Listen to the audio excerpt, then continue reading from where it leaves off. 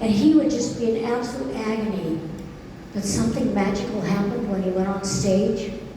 It's like your energy gave him more strength, more life, and he'd walk on stage and suddenly he was full of life, he was excited, telling stories, had people laughing, roaring.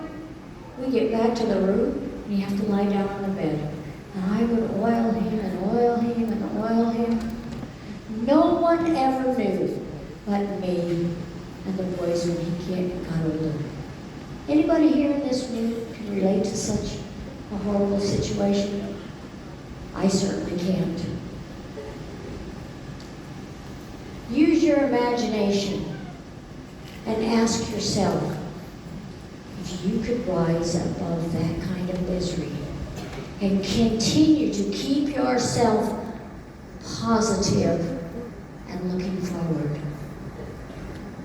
One morning, as Gary was getting ready to take his drugs, and they were all lined up on the counter, and I don't know, he took 7 or 8 of them, as he told me. And he looked in the mirror and he realized he didn't know who he was. His mind was so distorted from all the drugs. He picked up the garbage can and with one swoop of his hand, swooped them all into the trash can. And he was told that if he didn't take these drugs, he would die. Well, he decided it would be better to die than continue to live the way he felt. But you know what? Everyone was surprised because he didn't die. He went back to his roots, growing up in the mountains, thinking about the herbs hanging in the barn, began to wonder what Mother Nature might have that could help heal his body. That led him down a path that he never walked before, discovering the secrets of Mother Nature and how they could benefit the human body. He began to study and find people who could teach him. He was a walking miracle himself, and everybody wanted to know what he did. Gary didn't know about regulations, permits, licenses, and all that kind of stuff. He just wanted to help people. So he went to Mexico and started a very different beginning, where a whole new world of discovery opened up for him. He wanted to study the human body. He wanted to know how the body worked, because he thought if he could understand more, he could figure out what he could do for himself. A lady from Switzerland brought her sister to Gary. She was sick and she thought maybe Gary could help her.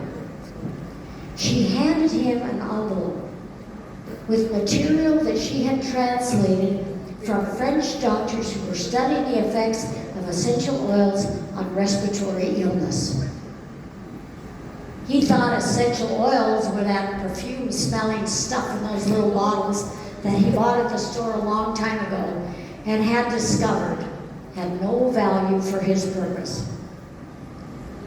This research that he read was so fascinating. A week later, he was in Geneva attending a conference that these medical doctors were presenting. He was ignited, excited. He bought 13 oils and brought them home with him to his little facility in Mexico and began experimenting with the human body. He had lots of volunteers, including himself, and he made a lot of discoveries. His thirst for more knowledge took him all over the world. We have so many fabulous products because of this one man who wanted the best for our health and well-being, to serve God's children. But it wasn't the vision that drove him. It was the mission. The mission that he believed he was here on earth to do. And that knowing gave him the vision for what he put into action. I hope you have my book. It took me 8 years to write it, but I started thinking we have to preserve this history. This is so amazing, and today, I use this book all the time for my own reference when I'm writing. And I open it up and I think, how is it possible that I wrote this? It is so amazing. I stand in awe. I really do. And I step outside of myself and I just think this is so amazing.